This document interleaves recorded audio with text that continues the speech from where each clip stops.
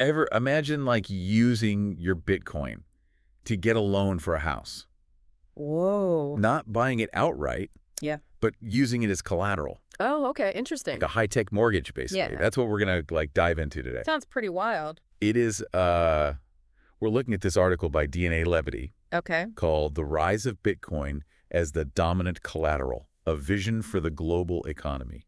Catchy title. It is, get ready for some serious aha moments because we're going to explore this vision and how it could change things. Just Yeah. everything, like real estate, Right. geopolitics, Huge. and obviously what it could mean for Bitcoin's price. Of course. Got to talk about the price. Always. Well, I think we got to start with like the why. Yeah. Why are we even considering Bitcoin as collateral? Good point. The article highlights a few key things about Bitcoin that make it a strong contender. Okay. First up is scarcity. Right. Only 21 million Bitcoins, ever. Limited supply. Can you imagine collateral? That's limited to 21 million units worldwide. That's a big part of the appeal, right? It can't be inflated like, dollars or euros. Yeah. So potentially way more reliable. Okay, so it's scarce, Mm-hmm. but is it safe? That's where the blockchain comes in, right? Yeah. Like a digital fortress protecting those assets, making them pretty much tamper-proof. So we've got scarcity, Mm-hmm. security, what else? Liquidity. Oh, right.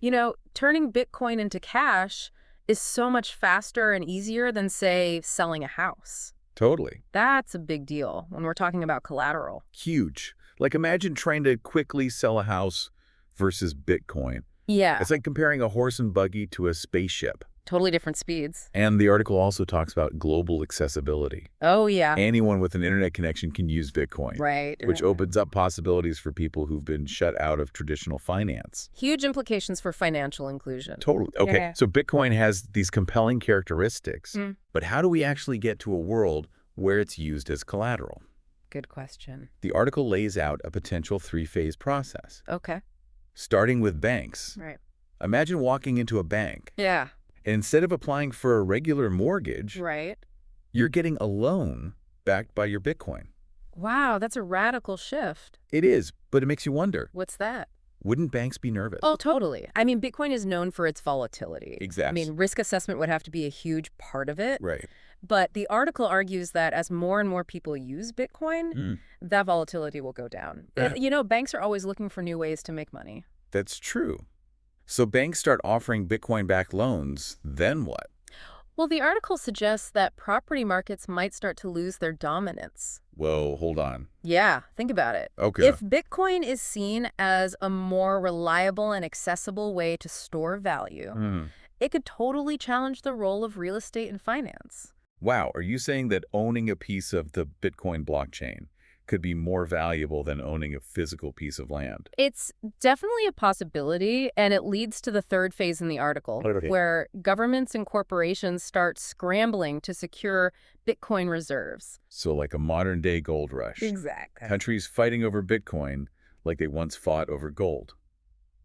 Think about it. Okay, this is getting intense. It is, right? What would this mean for global power? Well, nations with strong renewable energy infrastructure Yeah. for Bitcoin mining Right. could become like new economic powerhouses. Interesting. The whole geopolitical landscape could totally change. Okay, so we've got this potential three-phase transition to a world where Bitcoin is the dominant collateral. Yeah. But is this all good? Are there any potential downsides? That's the million-dollar question, Okay. and the article does talk about those concerns. Okay. It highlights a number of ripple effects, some good, some bad, and some we just can't predict. Well, let's dive into those ripple effects then. And Right. I'm especially interested in the impact on wealth distribution and the real estate market. Oh, yeah, those are two big ones. Right. Things could get really interesting there. Absolutely. They're definitely worth exploring in detail. Okay, so let's do it. Let's shift gears and talk about those ripple effects. Let's do it. First up, wealth redistribution. Okay. The article says early Bitcoin adopters could become super wealthy while others struggle to keep up. Right. Does that sound plausible to you? It's definitely possible. Yeah. I mean, if Bitcoin becomes the dominant collateral, Mm. the people who got in early and hold a lot of it Yeah. would probably see their wealth explode. Right. It's like they're holding a winning lottery ticket.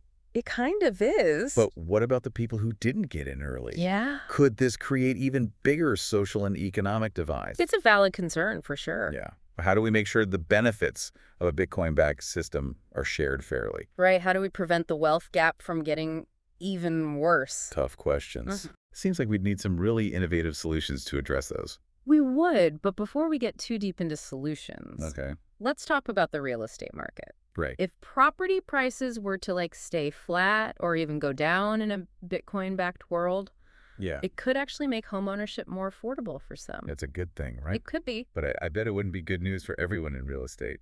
You're right, it could lead to a surge in rental markets, Oh, I see. making it harder for people to build equity the traditional way.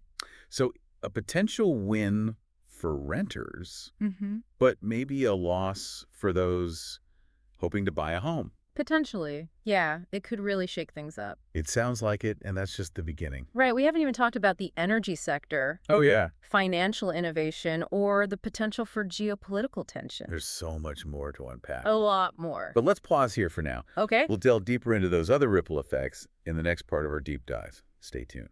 I can't wait. Welcome back to our deep dive, into this whole Bitcoin as collateral thing. Yeah, we've covered a lot already. We have. Why Bitcoin is even being considered. Mm-hmm. How we might actually transition to a world where it's like the main form of collateral. Right. A total shift. And we started talking about some of the ripple effects. Yeah. Focusing on wealth distribution and real estate. Big changes, potentially. Yeah, definitely. But before we get too deep into those challenges, Yeah. I want to talk about something I know a lot of people are curious about. What's that? Bitcoin's price. Ah, yes. The million-dollar question. Right. How could this all affect the value of Bitcoin? The article makes some pretty bold predictions, It does. saying Bitcoin's price could, skyrocket if this whole vision becomes reality. It's exciting to think about. It is, but gotta be a little skeptical, too. Of course. Yeah. But they do give us something to think about. They do. Okay, so let's break down those predictions. Okay. See what we can learn from them. Sounds good. The article outlines a three-phase process. Oh, So starting with what they call the early adoption phase. early adoption phase. Okay, Oh. what does that look like? Basically, it's that initial surge in demand Okay. as institutions, hedge funds, even governments start adding Bitcoin to their reserves. So Bitcoin isn't this fringe asset anymore. Right. It's a legitimate store of value Yeah. held by major players. Exactly. And the article says this kind of demand could push the price of Bitcoin way up, How high are we talking? potentially $500,000 to $1 million per coin. Wow, a tenfold increase. Yeah, from where it is now. That's huge. But things get even crazier in the next phase, right? They do. What do they call it? The hybrid collateral phase. Hybrid collateral phase. Yeah. Okay, what happens there? So this is when Bitcoin starts being used alongside traditional assets Okay, for lending. interesting. And we see even more adoption as regulations and technology improve. So like imagine you could get a mortgage, Yeah, but instead of putting down a ton of cash, right. use a fraction of a Bitcoin as collateral. That's the idea. A totally different way to think about financing. And how does that affect the price? Well, the article predicts that in this phase, Bitcoin could hit $1 to $5 million per coin. Wow, another huge jump. Yeah, but we got to remember this phase depends on a lot of things. Like what? Well, greater stability in the Bitcoin market for one. Okay, so we've got early adoption, Yep. hybrid collateral, Mm-hmm. and then what's the final phase? The dominant collateral phase. Dominant collateral phase. So this is it. This is Bitcoin becomes like the global standard for collateral, fully integrated into everything. exactly. And that's when the article predicts those crazy prices. $5 to $10 million per Bitcoin. Yep. But let's not get ahead of ourselves. Right. This is like 20 plus years from now. Yeah. Who knows what could happen? A lot of unknowns. But it's fun to imagine. It is, right? Yeah. Bitcoin, as stable and widely accepted as the dollar, Yeah, a whole new world. it really highlights how much potential Bitcoin has. It does. But it also makes you think about the risks. Totally, with any big change. Yeah. There are going to be benefits and there are going to be potential problems. Okay, so let's get back to those ripple effects then. Okay. And talk about some of those potential challenges. Let's start with the energy sector. Right. Bitcoin mining uses a lot of energy. It does. So if Bitcoin becomes the dominant collateral, wouldn't that be bad for the environment? That's a great point, and it's something the article talks about. Okay. The increased demand for mining could actually lead to more investment in renewable energy. Really? How? Well, imagine countries with lots of renewable resources, Okay. like solar or hydropower. Yeah. They could become the leaders in Bitcoin mining.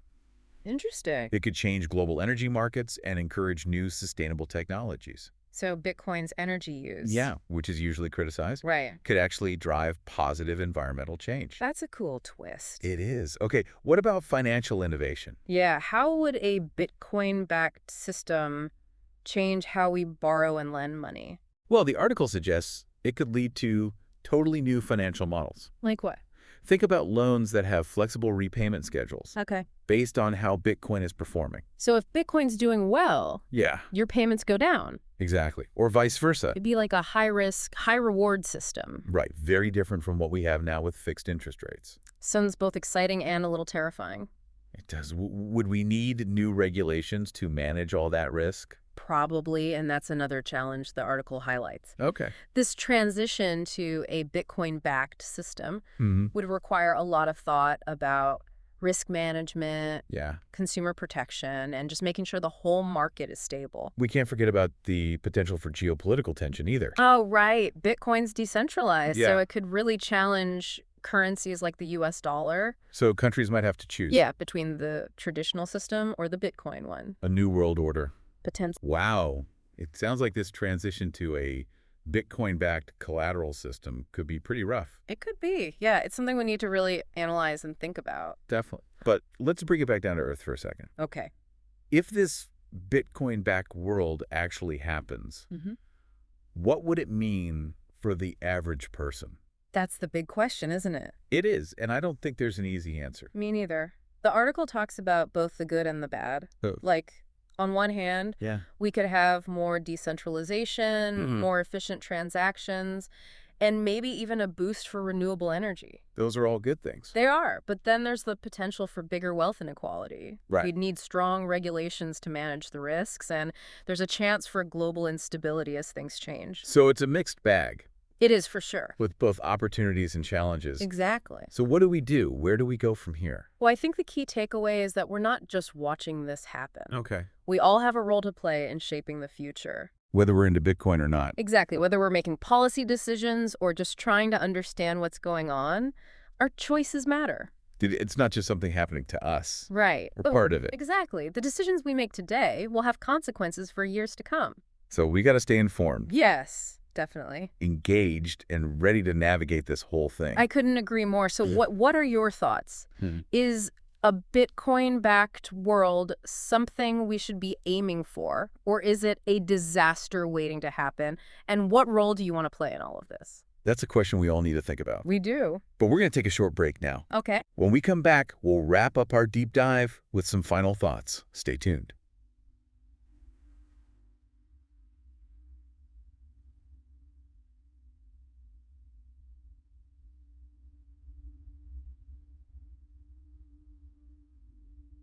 Welcome back to the deep dive. We've been talking about Bitcoin. Yeah, Bitcoin as collateral. This whole idea of it becoming like the main form of collateral is fascinating. There's big changes. And we even touched on those like crazy price predictions. It's fun to think about.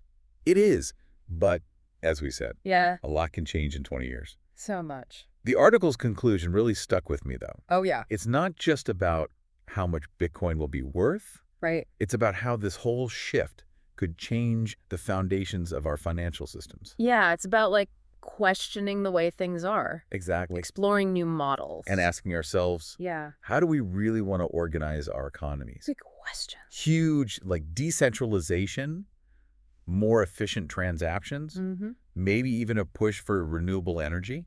Because of the mining. Exactly. Yeah, These are benefits that go way beyond just like making money. totally. It affects everyone. But we also talked about the potential downsides. Right. Wealth inequality, the need for good regulation, Need to keep things stable. and the possibility of like global instability as this new system emerges. It's a lot to consider. It is a lot to consider. It's exciting, Definitely. but it's also a little scary. It is a mix of both. So how do we deal with this? What do we do? I think the main takeaway is that we're not just watching this happen. Right. We're part of it. Whether we like Bitcoin or not. Exactly. Whether we're Right. making policy decisions or just trying to understand what's going on. Yeah, Our choices matter. they really do. Yeah. This isn't just something happening to us. We're shaping it. And the decisions we make today will have consequences for years to come. For sure. So what can we do? How can we be a part of this in a good way? Well, first of all, we need to stay informed. Great. Articles like this one.